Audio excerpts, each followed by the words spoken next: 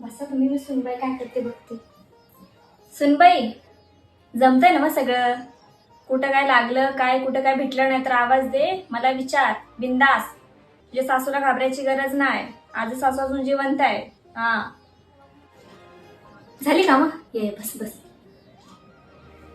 आता ऐक, जेव्हा तुझ्या बी सासूचं लग्न झालं होतं ना, ती माझी सून होती. आता तिची तू सून आहेस आणि मी तुझी आजी सासू. त्यामुळे जास्त वर्चस्व कुणाचं असणार आहे घरात? माझं. माझं ऐकायचं. आणि हो, सासूला घाबरायची काही गरज नाही. तिला पण लग्न झाल्यानंतर काय बी येत नव्हतं. समजा मी आज शिकवलंय. पुरणपोळ्या विचार तिला येत होत्या का? मी शिकवलंय सगळं. हो, काय नाही म्हणली ती. काय लागलं काय बोलली तरी मला सांग. मी तिला सांगेन मी तिला कसं सांभाळे पोरगीसारखं.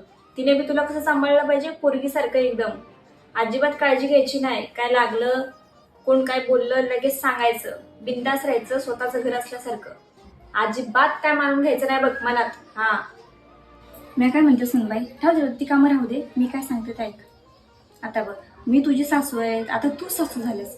तुझी सून या घरात आली तर तिला येऊन 8 दिवस पण नाही झालं तर मी काय बोलते, तिला जरा थोडंसं घरामध्ये आपल्या मिळून मिसळून व्हायला थोडासा टाइम लागेल. जसं मी तुला टाइम दिला होता 15-20 दिवस, काय काम लावलं तरी होतं का? मग तसंच मी असं म्हणत नाही की ती करते स्वतःहून, पण कसं जरा सांभाळून घ्या. आम्ही कसं तुम्हाला सांभाळून घेतलं तसं आता तुम्ही पण त्यांना सांभाळून घ्या. आपल्या गोष्टी कुठे आहेत काय आहेत ते थोडंसं तिला समजायला टाइम लागेल. मग थोडंसं तुम्ही पण आरामात घ्या. ओ नव्या सुनबाई, आपण आता घरात किती माणसं आहे बरं?